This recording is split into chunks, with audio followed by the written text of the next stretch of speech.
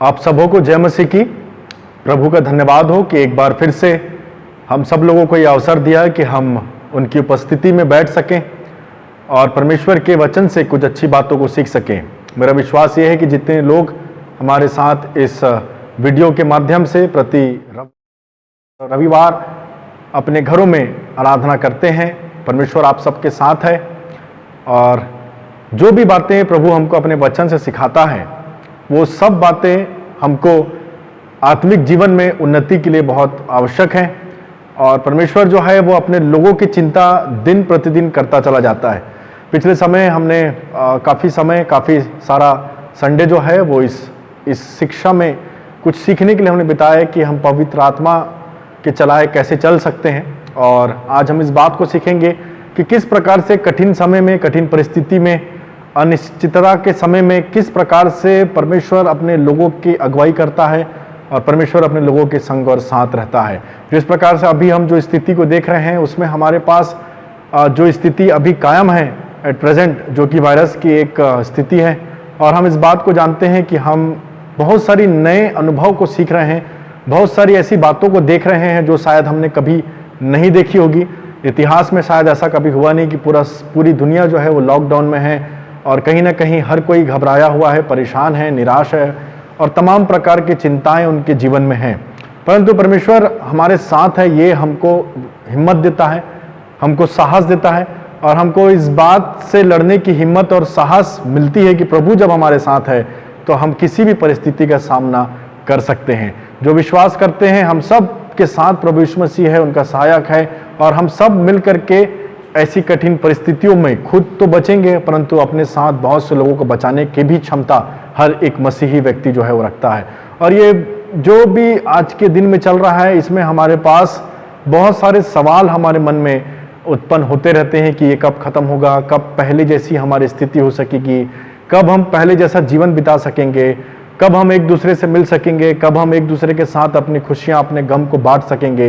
ये तमाम चीज़ें अभी कुछ समय से बंद दिखाई दे रही हैं। लोग गमों में एक दूसरे के साथ नहीं रह पा रहे हैं, लोग खुशियां अपने प्रिय लोगों के साथ बांट नहीं पा रहे हैं। सब एक जगह, एक छोटे से जगह में, एक घर में, परिवार में, अपने कमरे में सीमित हो चुके हैं। बहुत सारे उद्योग बंद हैं, बहुत सारी चीज़ें बंद हैं, एजुकेशन के पूरा कॉलेज, स्कूल्स, जहाँ जहाँ भीड़ होने की संभावना होती थी वो तमाम चीज़ें बंद है। और हम सबके मन में ये सवाल उत्पन्न होता है कि इतने दिन हो गए, अब कब इस समय से हमको छुटकारा मिलेगा। तो कहीं ना कहीं हमारा जीवन में ऐसी परिस्थिति आ गई है कि हमारे पास जवाब से ज़्यादा हमारे पास सवाल हैं और हमको एक ही चीज़ समझनी है कि ऐसे परिस्थिति में परमेश्वर हमारे संग और साथ है और हर कठिन परिस्थिति से परमेश्वर हमको छुड़ाने में सक्षम है। और हमको इस बात को ध्यान रखना है कि हम सब लोग, जितने लोग विश्वासीगण हैं, हम सब का फोकस ये रहना चाहिए कि हम परमेश्वर की योजना को समझें, इसके पीछे जो बात हुई है। आज का जो अध्याय, आज का जो शिक्षा जिस बाइबल के अध्याय में पाया जाता है वो पाया जाता है व्यवस्था विवरण की किताब, उसका अध्याय 8 पद 1 से लेकर के 5 वर्शिप ऑर्डर के माध्यम से आपको ये बताया गया था कि इस स्थल को आपको पढ़ना है। व्यवस्था विवरण 8 1 से 5, इसको आप लोगों ने पढ़ा होगा और आपने जब इसको पढ़ा होगा तो आप इस बात को जानते होंगे कि ये किस विषय में यहाँ पर बातचीत करता है और किस विषय में बाइबल यहाँ पर कहता है। क्योंकि परमेश्वर के साथ चलने का अनुभव, इजरायली लोग जो थे वो परमेश्वर के साथ चलते थे, परमेश्वर की इच्छाओं पर वो चलने वाले लोग थे। ये कहना चाहिए परमेश्वर की इच्छा थी कि वो इजरायली लोग जो हैं वो परमेश्वर यानी मेरी इच्छा पर चलें, परमेश्वर की इच्छा पर चलें। ऐसा हमको बाइबल यहाँ पर दिखाई देता है कि परमेश्वर की इच्छा थी कि मेरे लोग मेरी इच्छा पर चलें। तो यहाँ पर हम देखते हैं कि बाइबल की प्रथम 5 पुस्तकों में इजरायलियों का सफर को हमको देखने को मिलता है, जो कि एक विल्डरनेस का सफर था, जो कि एक मरुस्थल का सफर था। परमेश्वर उनको इजिप्ट से छुड़ाता है और उसके बाद जब वो छुड़ाता है वहाँ के लोगों से, उनको प्लेग के द्वारा बहुत सारे विपत्तियाँ आती है और मूसा कहता है कि मेरे लोगों को जाने दे, और बहुत सारे विपत्तियों के द्वारा प्रभु उनको उस राज्य से छुड़ाता है, उस चंगुल से छुड़ाता है, उस बंधन से छुड़ाता है इजिप्ट से, जहाँ पर वो बंधे हुए रहते हैं। और वो जब अपने सफ़र में आगे बढ़ते हैं तो उनके सामने लाल समंदर को 2 भाग प्रभु करता है ताकि वो उसके उस पार जा कर के परमेश्वर की स्तुति, आराधना या परमेश्वर की सामर्थ को देख सकें। तो बड़े बड़े काम प्रभु ने इजरायली लोगों के जीवन में किया था। और जैसे ही लाल समंदर जो है, जब वहां से वो पार चले जाते हैं और उसके बाद जब वो पीछे जो सेना उनको पकड़ने के लिए आते रहती है, प्रभु जो है, परमेश्वर जो है, उस लाल समंदर को फिर से ज्यों का त्यों कर देता है। और जो लोग उनको पकड़ने के लिए या उनके दुश्मन थे जो उनको लेने के लिए वापस आ रहे थे, उनको प्रभु वहीं पर उनके जीवन को समाप्त कर देता है। तो इस प्रकार से हमको देखने को मिलता है कि परमेश्वर कितना उनके संग और साथ था और कितना अगुवाई प्रभु ने उनकी किया था। और जैसे ही वो लाल समंदर पार करते हैं तो वो खुश होते हैं और वो गाना बजाना करके प्रभु की स्तुति आराधना करते हैं, प्रभु का धन्यवाद करते हैं कि प्रभु ने उनको बचा लिया। और नाना प्रकार के धन्यवाद देने के जो अवसर है उनको प्रभु वहां पर प्रदान करता है। और वो अपने हिसाब से परमेश्वर को स्तुति आराधना करके परमेश्वर का धन्यवाद देते हैं। परंतु समस्या यहाँ पर दिखाई देती है, उसके बाद का सफर उनको नहीं मालूम था कि वो 40 साल का होने वाला है। इजरायलियों को यह बात की भनक भी नहीं थी कि अब जो लाल समंदर के बाद जो सफर है वो 40 साल तक उनको तय करना है। 40 साल का उनका सफर होगा और इन 40 सालों में कैसे हम रहेंगे, क्या खाएंगे, क्या पिएंगे, क्या पहनेंगे, कैसे हमारा जीवन होगा, इन सब चीजों में अनिश्चितता थी उनके जीवन में। बिल्कुल कुछ चीजों का ज्ञान नहीं था। ऐसा कई समय आया कि लोग मूसा को बोला भी करते थे बहुत बार कि इससे अच्छा तो हम गुलामी में थे, इससे अच्छा तो हम वहीं पर थे, ये हमको तू कहां मरने के लिए ले आया है। तो ये तमाम बातें हमको इजरायलियों के द्वारा सुनने को मिलती है। परंतु परमेश्वर 40 साल उनके संग और साथ था, उनकी हर एक आवश्यकताओं को पूरी करता था। हालांकि 40 साल का समय बहुत लंबा होता है, परंतु उस कठिन परिस्थिति में भी, उस विल्डरनेस में भी, उस जंगल में भी, उस मरुस्थल में भी प्रभु उनके संग और साथ था, उनकी हर एक आवश्यकताओं को पूरी करता था। तो हमको आज यही सीखना है प्रियो कि किस प्रकार से इनके जीवन में भी वही समस्या थी आज से हजारों साल पहले, जब ये मूसा के साथ परमेश्वर की अगुवाई में चल रहे थे। और ये परमेश्वर की इच्छा थी कि वो लोग इस अनुभव से होकर के गुजरें, क्योंकि परमेश्वर बहुत सारी बातें उनको सिखाना चाहता था। और वही बातें आज हम भी सीखेंगे कि क्या बातें प्रभु उनको सिखाना चाहता था, जो आज हमारे और आपके लिए भी लाभदायक हो सकती है। ऐसी स्थिति में जहां पर हम भी ऐसे परिस्थिति में फंसे हुए हैं, जहां पर हमको नहीं मालूम कि आगे क्या होगा, आगे हमको कैसे जीना है, पता नहीं कल का दिन हमारे लिए क्या लेकर के आए, परंतु हमको इतना मालूम है कि प्रभु हमारे साथ है और हर चीज की आवश्यकता प्रभु पूरी कर रहा है, जैसे उस समय इनके लिए किया था। आज भी हमें किसी बात की कोई कमी घटी नहीं होती प्रियो। प्रभु हमारे साथ है, वो हमारी हर एक आवश्यकताओं को पूरी करता है, जैसे इनकी आवश्यकताओं को पूरी किया था। और हम देखेंगे कि किस प्रकार से प्रभु इनकी हर एक आवश्यकताओं को पूरी किया और क्या क्या चीजें उनको प्रदान करी, जिसके द्वारा वो ये समझ सकें कि ऐसे समय में, जब कठिन समय से होकर के वो गुजर रहे हैं, जब उनको कुछ पता नहीं कि कहाँ जा रहे हैं। ये कई समय ऐसा आता था कि मूसा तक को नहीं पता रहता था कि वो लोग कहाँ जा रहे हैं।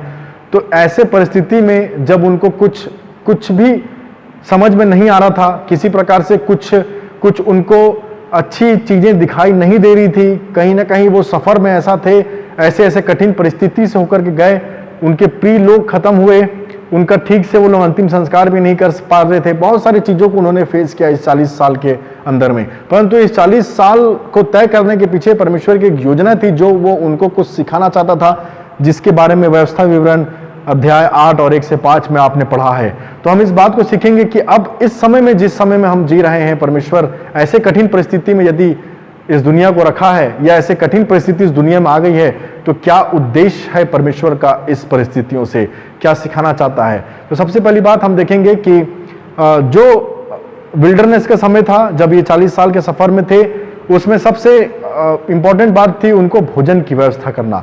और परमेश्वर को मालूम था कि मेरे लोग जो हैं उनको भोजन वस्तुओं की आवश्यकता पड़ेगी। और ये लोग ऐसे लोग थे जो कि जिस जगह पर पहले रहा करते थे, वहां पर इनको सिर्फ ये फार्मर लोग थे, किसान लोग थे। जैसे नॉर्मल हम लोग रोटी खाते हैं, जिसको हम बोते हैं, वो उगता है, उसे कटाई करते हैं और फिर उससे हमको भोजन मिलता है। तो इस प्रकार का एक भोजन उपलब्धता की जो रिक्वायरमेंट था, जैसे हमको मिलता है, वो इनके दिमाग में था और वो इस चीज को देखते थे। परंतु परमेश्वर इनको भोजन देने के लिए आकाश से मन्ना जो है वो बरसाता है, और इस प्रकार से मन्ना जो है वो उनके सामने गिरता है, और मन्ना को देख करके वो कहते हैं कि ये क्या है। और सबसे बड़ी बात, हम इस बात को देखेंगे कि जो मन्ना है उसको हम रोटी के रूप में जरूर लेते हैं, परंतु मन्ना शब्द का मतलब रोटी नहीं होता है। मन्ना शब्द का मतलब बाइबल में कुछ अलग। मन्ना एक हिब्रू वर्ड है और मन्ना का जो ट्रांसलेट है किया गया है वो है एक सवाल है वो कि ये क्या है, व्हाट इज इट। मन्ना का मतलब होता है व्हाट इज इट, यह क्या है। क्योंकि उनके पास ऐसा परिस्थिति था कि वो पहली बार आसमान से कुछ चीजों को गिरते देख रहे थे जो कि रोटी के समान दिख रहा था, परंतु उनको नहीं मालूम था कि ये खाने योग्य है या नहीं है, ये कैसा स्वाद है, इसको कैसे खाएंगे, ये कहाँ से आया है, ये सब क्या चीजें हैं, ये हमको समझ में नहीं आता। क्योंकि नॉर्मली हम जो भोजन करते हैं उसको कोई ना कोई वहाँ पर किसान जो है वो उसको बीज बोता है, उसका फल आता है, उसको कटाई करता है, फिर उसके बाद हमको उपलब्ध होता है। तो ये एक सिस्टम है जिसके माध्यम से हमको भोजन मिलता है। परंतु यहाँ पर जब उन्होंने ये पहली बार देखा, जिसको हमको यदि आप देखेंगे निर्गमन 16 उसका 15वां अध्याय में, जब उन्होंने पहली बार देखा तो उनको समझ नहीं आया कि ये क्या है। मन्ना का मतलब होता है व्हाट इज इट, मन्ना का मतलब होता है यह क्या है। देखेंगे आप इसको, एक तो आप इसको डिक्शनरी में देख सकते हैं जो हिब्रू से आपको इंग्लिश में ट्रांसलेट करके दे, या हिब्रू से हिंदी ट्रांसलेटर जो डिक्शनरी होती है उसमें आप देख सकते हैं। परंतु आप सबसे आसान तरीका ये जानने का तो हम बाइबल में देखेंगे कि किस प्रकार से मन्ना को ट्रांसलेट किया गया है, और बाइबल में ही हमको इसका मतलब स्पष्ट दिखाई देता है। सबसे पहले हम देखेंगे निर्गमन 16 उसका 15वां अध्याय। यहाँ पर हिंदी में इस प्रकार से लिखा हुआ है, निर्गमन 16:15, यह देखकर इजरायली जो ना जानते थे कि यह क्या वस्तु है, सो आपस में कहने लगे यह तो मन्ना है। तब मूसा ने उनसे कहा, यह तो वही भोजन वस्तु है जिसे यहोवा तुम्हें खाने के लिए देता है।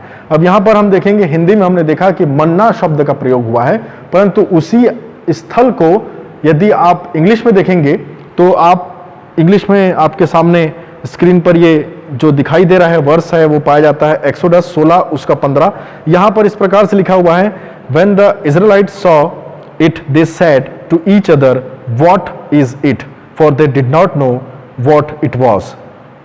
यहाँ पर स्पष्ट लिखा हुआ है, When the Israelites saw it, they said to each other, What is it? अब इंग्लिश में आया है What is it, यानी हिंदी में आया है उसकी जगह मन। जब उन्होंने आपस में एक दूसरे को कहा कि यह तो मन्ना है, इंग्लिश में आया है जब उन्होंने इसको देखा तो आपस में कहा कि व्हाट इज इट, यह क्या है। तो मन्ना का जो रियल ट्रांसलेट अगर हम करेंगे हिब्रू वर्ड से इंग्लिश में, तो उसका मतलब जो एक्सोडस 16 और 15 में है इंग्लिश में जो आया है व्हाट इज इट, ये उसका मतलब वही होता है। जब पहली बार उन्होंने देखा तो उनको नहीं समझ में आया कि क्या चीज़ है। और बहुत सी बात ऐसी परिस्थिति हमारे जीवन में आती है, ऐसी आशीषें प्रभु हमारे जीवन में बरसाता है, जैसे मन्ना के रूप में इनके जीवन में बरसाया था, ताकि कोई भूखा प्यासा ना रहे, ताकि किसी को कोई भूख ना लगे, ताकि किसी को भोजन वस्तु में कमी घटी ना हो ऐसे कठिन परिस्थिति में। क्योंकि इनकी समस्या थी कि हम 40 साल के सफर में खाएंगे क्या, पिएंगे क्या, कहाँ जा रहे हैं, कहाँ रहेंगे, ये तमाम चीज़ों की आवश्यकता इनको थी। उसमें सबसे इंपॉर्टेंट था भोजन। परमेश्वर ने उनको मन्ना बरसा करके भोजन रूपी आशीष उनको दिया था। और आज हमारे पास बहुत सारे ऐसे आशीष हैं जिनको हम देखते हैं तो हमको समझ नहीं आता कि ये कैसे हो सकता है। हमारे जीवन में इतनी आशीष है कैसे। बहुत से लोगों की गवाही आपने सुना होगा, उन सब की गवाही में कहीं ना कहीं ये होता है कि परमेश्वर ने आश्चर्यचकित रूप से हमको ये आशीष दिया। हमने कभी नहीं सोचा था कि ऐसा कभी हमारे साथ होगा, और जब हमारे जीवन में ये हुआ तो हम इस बात को सोचते थे कि ये क्या है, ये कैसे परमेश्वर की आशीष हमको मिल गई। तो बहुत सारा ऐसा मन्ना मूवमेंट हमारे जीवन में हुआ है। बहुत सारे ऐसे मन्ना जैसे आशीष जो उस विल्डरनेस में थी, जो उस मरुस्थल में थी, प्रभु के लोगों के लिए बरसाया गया था, वैसी आशीषें आज हमारे और आपके जीवन में ऐसे कठिन परिस्थिति में परमेश्वर रखता है। हर चीज की कमी घटी प्रभु दूर कर रहा है। हर चीज की कमी घटी से हमको बचाने का प्रयास है, और हर चीज की कमी घटी को पूर्ण करना परमेश्वर का काम है। और परमेश्वर जैसे इनकी कमी घटी को आसमान से मन्ना बरसा के करता था, हमारे जीवन में ऐसे बहुत सारे गवाहियां हैं जो परमेश्वर ने दिखाई हैं। कई बार हम ऐसे द्वार प्रभु ने खोला है जिसको शायद हम सोचते थे कि कभी हमारे लिए नहीं हो सकता, और जब वो द्वार खुल गया तो हम इस बात को सोचते हैं और अपने लोगों के सामने गवाही को भी देते हैं कि ये कैसे हो सकता है, मैंने कभी नहीं सोचा था कि ऐसा होगा। व्हाट इज इट, मन्ना। बहुत सारी आशीषें प्रभु ने दी है। बंद द्वार खुला, ये एक मन्ना है आपके लिए कि प्रभु ने बंद द्वार को खोला। कभी आप ऐसे मुसीबत में फंसे जब आपको उम्मीद नहीं थी कि कोई आपकी सहायता के लिए आएगा, सही समय पर सही जगह पर कोई व्यक्ति आपकी सहायता के लिए पहुंचता है, वो मन्ना है। और आप बाद में सोचते हैं कि ये व्यक्ति कहाँ से आया, कैसे मेरी मदद करके चला गया। वो परमेश्वर की एक आशीष है आपके लिए। बहुत बार हम इस बात को देखते हैं कि हमारा जीवन इतना अच्छा नहीं रहता, परंतु फिर भी परमेश्वर हमको आवश्यकता से अधिक हमको देता है, मांगने से ज़्यादा हमको प्रभु देता है। उसकी आशीषों के लिए हम धन्यवाद देते हैं कि किस प्रकार से प्रभु अपने मन्ना रूपी आशीष को बरसा करके हमारे हर एक कमी घटी को पूरा करता है, जैसे इस इजरायली लोगों के जीवन में इस सफ़र में किया था जिसकी उनको सबसे ज़्यादा आवश्यकता थी। तो सबसे पहली बात प्रियो, मन्ना का मतलब होता है व्हाट इज़ इट, कि ये क्या है। और इसके जवाब में मूसा एक डिक्लेरेशन करता है, एक बात कहता है कि वो परमेश्वर की दी हुई जो है वो उसने कहा यह तो वह भोजन वस्तु है जिसे यहोवा तुम्हें खाने के लिए देता है। ये एक घोषणा थी कि यह वह भोजन वस्तु है जिसे परमेश्वर तुम्हें खाने के लिए देता है। तो इस प्रकार से वो लोग जो है मन्ना को रिसीव किया करते थे। और मन्ना लेने का इस विल्डरनेस में, इस मरुस्थल में जब वो ऐसी परिस्थिति में थे तो कुछ नियम और कायदे थे कि आप मन्ना किस प्रकार से रिसीव कर सकते हैं। परमेश्वर की ब्लेसिंग जो मन्ना के रूप में बरसती है उसको आप कैसे अपने जीवन में ग्रहण कर सकते हैं। तो उसका कुछ ना कुछ यहाँ पर हमको नियम कानून मिलता है जो कि हमको निर्गमन 16 अध्याय में ही मिलता है, जिसमें सबसे पहली बात हम सीखेंगे कि परमेश्वर की ये इच्छा थी कि जो लोग मन्ना चाहते हैं अपने जीवन में, जो लोग मन्ना रूपी आशीष को चाहते हैं, वो सबसे पहले अपना सब काम छोड़ करके ऐसे समय में जब कठिन परिस्थिति उनके सामने है तो सबसे पहले वो जाकर के अपने मन्ने को ढूंढे, अपना मन्ना को तलाश करें। मन्ना जो गिरता था वो सुबह गिरता था और सुबह ही उसको कलेक्ट करना पड़ता था। यदि आप उसके लिए ज़्यादा देर तक रुकेंगे, दोपहर तक, शाम तक, तो मन्ना जो है वो अपने आप गायब हो जाया करता था। तो परमेश्वर की आशीष यदि मन्ना पाना है, यदि परमेश्वर की जो आशीष है जो आपके लिए रखी है उसको पाना है, तो सबसे पहले हमको किसके पास जाना है? सबसे पहले परमेश्वर की इच्छा ये है कि हम उस मन्ना के पास जाएं जो परमेश्वर ने आपके लिए रखी है, मेरे लिए रखी है। और यहाँ पर लिखा हुआ है, जिस अध्याय को आपने पढ़ा है, कि मनुष्य केवल रोटी से नहीं परंतु हर उस वचन से जो परमेश्वर के मुख से निकलता है उससे जीवित रहेगा। तो ये क्या चीज़ें हैं जो आज की डेट में ये मन्ना हमको सिखाना चाहता है। आज की डेट में हो सकता है इजरायली इसके पहले जब वो लाल समंदर पार करके इस सफ़र 40 साल के सफ़र में जब तक नहीं आए थे तब तक वो सुबह कुछ और काम को करते रहे होंगे, बहुत सारे इंपॉर्टेंट काम उनके पास रहते होंगे, परंतु जैसे ही वो परमेश्वर की उस योजना के तहत अपने जीवन को बिताने लगे, उस कठिन समय में गए, उस सफ़र को बिताने लगे, तो परमेश्वर की इच्छा थी कि तुम सबसे पहला काम जो पहले करते थे वो मुझे नहीं मालूम, पर आज के इस परिस्थिति में उठने के बाद सबसे पहला काम करना है कि अपने मन्ना को तलाश करना है, अपनी आशीषों को ढूंढना है, प्रभु के दिए हुए प्रयोजन की तलाश में जाना है। तो आज वचन कहता है कि रोटी से नहीं परंतु वचन से जीवित रहेगा। तो सबसे पहला काम प्रभु आज हमको ये सिखाना चाहता है। कई बार हम अपने जीवन में इतना व्यस्त हो गए थे पिछले कुछ सालों में, समयों में, कि हम प्रभु के लिए समय नहीं निकाल पाते थे। आज प्रभु चाहता है कि सबसे पहला काम आप प्रभु के पास अपने समय को बिताएं, अपने मन्ना रूपी आशीष को तलाश करें और इस बात के धन्यवादित हों कि प्रभु ने आपको आज का दिन दिखाया है, आज की आशीष आपको दी है, प्रभु ने आज की बरकत आपको दी है, तमाम चीज़ों से परिपूर्ण किया है। ये अवसर प्रभु आज हमको देना चाहता है, क्योंकि यदि आप सुबह मन्ना कलेक्ट नहीं कर सके तो आपका पूरा दिन बिना मन्ना के चला जाएगा। सुबह डिसाइड करेगा आपका कि आप किस प्रकार से अपना बाकी का जीवन, आप बाकी का दिन बिता सकते हैं। तो यहाँ पर हमको एक अच्छी शिक्षा मिलती प्रियो, कि किस प्रकार से प्रभु ने सबसे पहला काम जो रखा था अपने लोगों के लिए, इजरायलियों के लिए, वो सुबह कोई इंपॉर्टेंट काम नहीं करना, सुबह उठ के सबसे पहले वो चीज़ की तलाश करना जो मैंने तुम्हारे लिए रखा है। और आज बहुत सी चीज़ें प्रभु ने मेरे और आपके लिए रखी है जिसको हम तलाश करने का हमारे पास समय नहीं मिलता, जिसको हम तलाश नहीं कर पा रहे हैं। प्रभु चाहता है कि हम उस मन्ना को तलाश करें जो आशीष प्रभु ने आपके लिए रखी है। और दूसरी बात हमको सीखने को मिलती है कि ये जो सफ़र था वो एप्रिसिएशन और थैंक्स गिविंग का सफ़र था। Wilderness is a place of appreciation and thanks giving. ये एक ऐसा समय था, प्रभु चाहता था कि ऐसे समय में मैं लोगों को लेकर के जाऊं जहां लोग धन्यवादित हो सकें, एप्रिशिएट करें प्रभु को। कई बार हम इतना अपने जीवन में बहुत सारी चीज़ों को महत्व देते हैं कि हम प्रभु को उसका महत्व देना भूल जाते हैं। कई बार हमको ऐसा इस प्रकार से लगता है कि जो भी चीज़ हमारे पास दुनिया में है वो सब कुछ प्रभु के द्वारा दिया हुआ है, परंतु हमारी मेहनत का भी फल है। इस प्रकार से कई बार हमको लगता है कि हम मेहनत करते हैं, हम कमाते हैं, हम पढ़े लिखे, इसलिए हमको ये सारी चीज़ें मिलती हैं। तो इस प्रकार की तमाम चीज़ों को प्रभु यहाँ पर सिखाना चाहता था इन लोगों को उस समय, कि जब तुम ऐसे कठिन परिस्थिति में होकर के जाओ तो अप्रिशिएट और थैंक्स गिविंग के साथ जीना सीखो। क्योंकि बहुत से लोग ऐसे होंगे जिनको इस प्रकार से ये जो मन्ना जो पहली बार देखा कि जैसे गिरा होगा नीचे तो दिख तो रहा होगा रोटी जैसा, दिख तो रहा होगा ब्रेड जैसा, परंतु जब उन्होंने देखा तो उसको देख के पूछने का कारण क्या, कई बार हम ऐसे चीज़ों को देखते हैं जो खाने योग्य दिखाई तो देती है, परंतु हम कहते हैं ये क्या चीज़ है, कैसा लगेगा। तो हमारा कहने का मतलब ये है कि जो भी चीज़ हम आज के इस दुनिया में करते हैं, हम लोग घर में हैं, क्या हमको इस बात से सिखाया था या इस बात के लिए हम धन्यवादित हैं कि प्रभु ने हमको अच्छा घर दिया है, कि हम सुरक्षित हैं अपने घर में, वायरस बाहर है, आप घर के अंदर हैं। इस प्रकार से क्या आप धन्यवादित हैं इस बात के लिए कि प्रभु ने आपको अच्छा घर दिया है, या आप इस बात से परेशान हैं कि हम घर पे कैद होकर के रखें। तो ये चीज़ें क्या आप इस बात से खुश हैं कि प्रभु ने आपको रोटी दिया है खाने के लिए, या इस बात से परेशान हैं कि प्रभु ने हमको ऐसे जगह पर लाके रख दिया है जो कठिन परिस्थिति में हम आ गए हैं।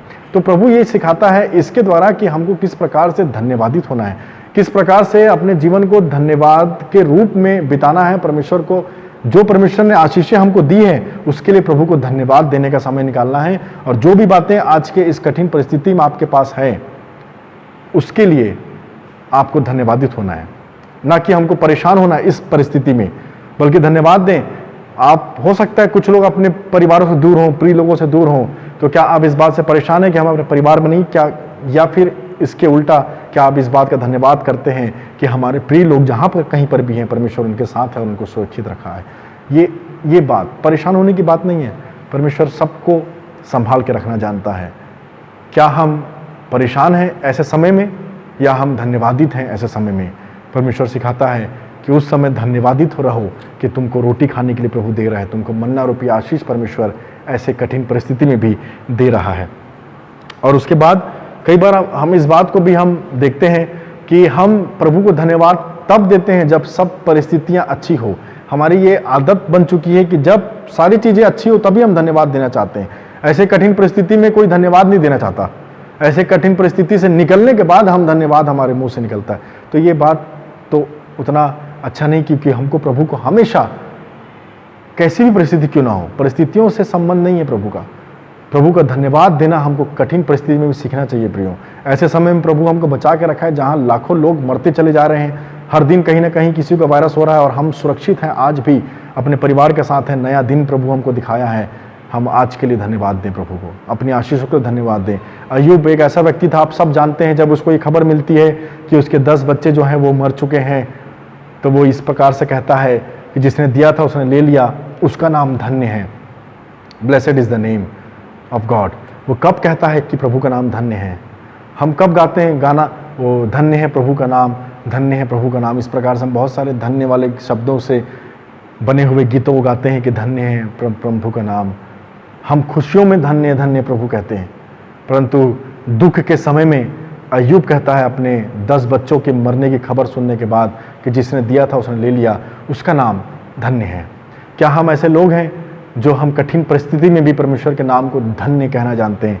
ये समय ऐसा था कि परमेश्वर चाहता था कि ये सीखें कि किस प्रकार से मुझको धन्य कहें, धन्यवाद के साथ जीना सीखें। और तीसरी बात जब है, हमको प्रभु यहाँ पर ये सिखाना चाहता है कि उतना ही आप ले सकते हैं जितना आपको आवश्यकता है। परमेश्वर आपके लिए उतना ही रखा है जितना आपको नीड है। अब यहाँ पर हमारे नीड और ग्रीड में फर्क होता है। कई बार हम ग्रीड में आकर के, लालच में आकर के आवश्यकता से अधिक कई बार अपने लिए इकट्ठा कर लेते हैं, और उसके लिए तमाम प्रकार के हम बुरे बातों में भी फंस जाते हैं। ये दुनिया का दस्तूर है कि कहीं ना कहीं हम कुछ ना कुछ अपने लिए एक्स्ट्रा रखना चाहते हैं। अब यहाँ पर प्रभु ऐसे कठिन समय में उनको ये सिखाता था कि तुम उतना ही मन्ना उठाओ जितना तुमको आवश्यकता हो। आवश्यकता से अधिक उठा लिया जाते थे तो बाकी जो लोग हैं जिनको मिलना चाहिए था पर्याप्त मात्रा, उनको नहीं मिला करता था। तो हमको इस बात को प्रभु यहाँ पर सिखाना चाहता है, इस बात से ये सिखाना चाहता है कि उतना ही लेना चाहिए जितना तुमको आवश्यकता है, क्योंकि प्रभु तुम्हारी नीड को पूरी करता है, ग्रीड को नहीं। आपके लालच को प्रभु पूरा नहीं करता। आपको जितनी आवश्यकता है, पर्याप्त आवश्यकता आपको प्रभु देगा, परंतु इसका मतलब ये नहीं है कि प्रभु आपके हर एक आवश्यकता को जो लालच में आकर के आप करना चाहते हैं वो उसको भी पूरा करेगा। तो यहाँ पर हमको इस समय सीखने की ज़रूरत है कि जितना भी हमारे पास है यदि हमारे पास आवश्यकता के लिए है तो बहुत अच्छी बात है, प्रभु का धन्यवाद हो। आवश्यकता से अधिक है तो हमको लोगों को बांटना चाहिए, लोगों को देना चाहिए। जिनको नहीं मिल रहा है उनको देना चाहिए। आज हम देख रहे हैं ऐसी परिस्थिति आज हमारी दुनिया में आ चुकी है कि लोग भोजन बांट रहे हैं, दान कर रहे हैं, उनको खाने का पैकेट बना करके दे रहे हैं। हमारी कलीसिया भी इस प्रयास में है कि हम कुछ ना कुछ भोजन वस्तुएं लोगों के पास पहुंचा सकें।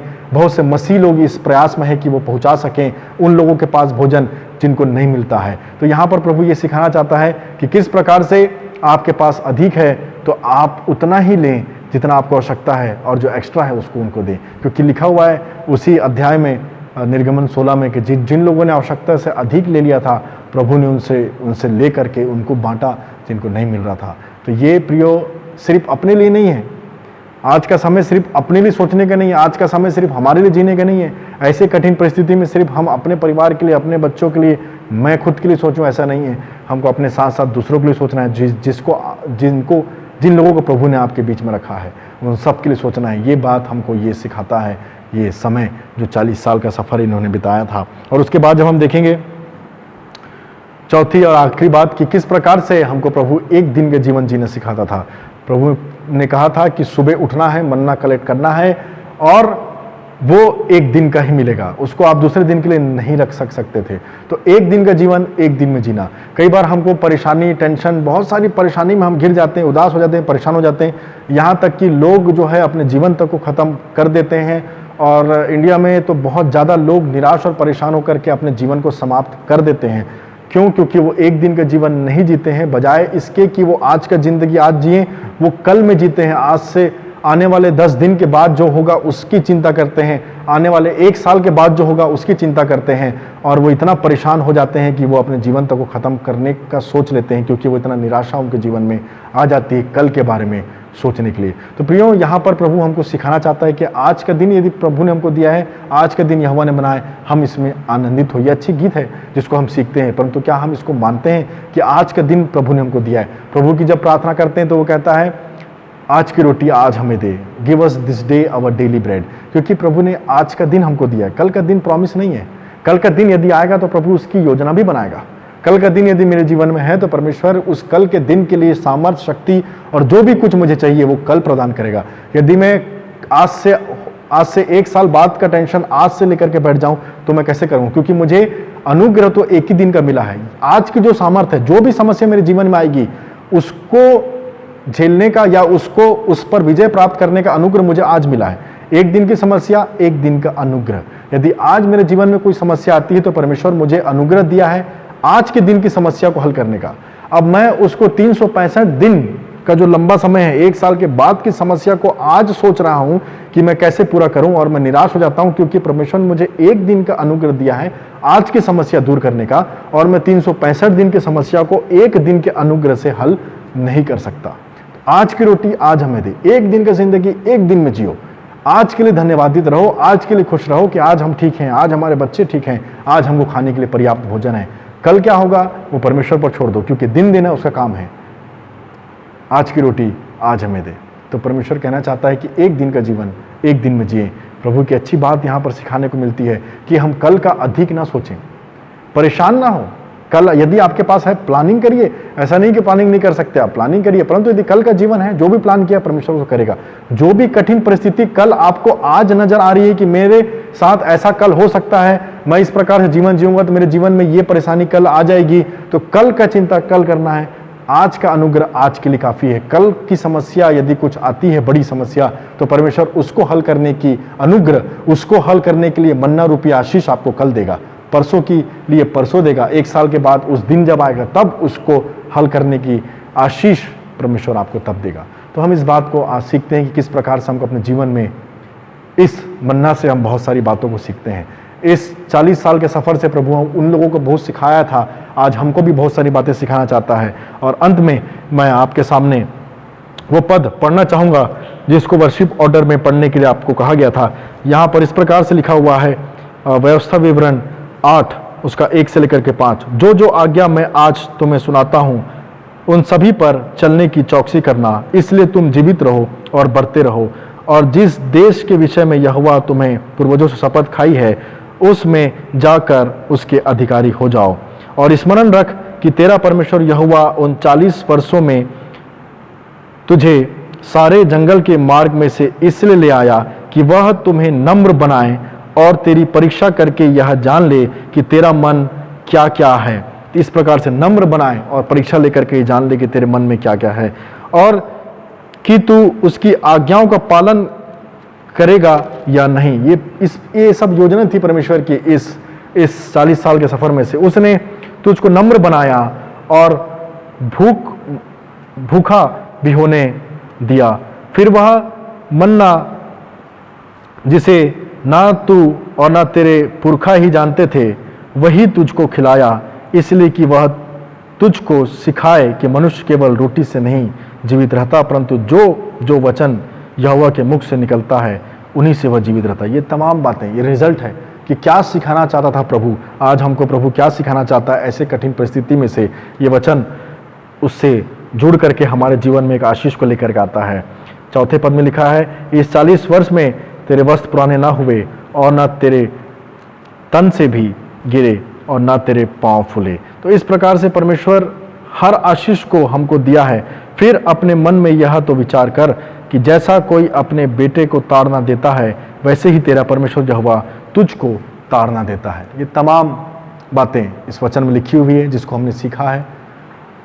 मैं धन्यवाद देता हूँ आप सबका कि आप लोगों ने इस वचन को सुना है, और यही दुआ है कि परमेश्वर इस वचन के माध्यम से आपको आशीष दे और ऐसी कठिन परिस्थिति में हम सबको प्रभु ये बातों को सिखाए जो बातों को परमेश्वर अपने लोगों को सिखाना चाहता था ऐसे कठिन परिस्थिति में डाल करके। आइए हम प्रार्थना करेंगे। परमेश्वर पिता, आपका धन्यवाद कि आपने हमें नया दिन दिखाया, आपने मन्ना रूपी आशीष हम सबको दिया है। जो भी हमको आवश्यकता है ऐसे कठिन परिस्थिति में, इस वायरस के चलते प्रभु जी किसी बात की कमी घटी आपने होने नहीं दी, इसके लिए आपका धन्यवाद। जो भी बातें आप हमें चाहते हैं प्रभु जी कि हम वचन से सीखें, अपना समय आपको दें, हम सब बातों में प्रभु जी आपकी अगुवाई चाहते हैं, और यही दुआ करते हैं कि आप निरंतर ऐसे कठिन समय में आप हमारे संग और साथ रहें। धन्यवाद के साथ इस प्रार्थना को आपके प्रिय पुत्र प्रभु यीशु जी के नाम से मांगते हैं, सुनने ग्रहण करें, आमीन। आप सबको जय मसीह की। परमेश्वर आप सबको आशीष दे।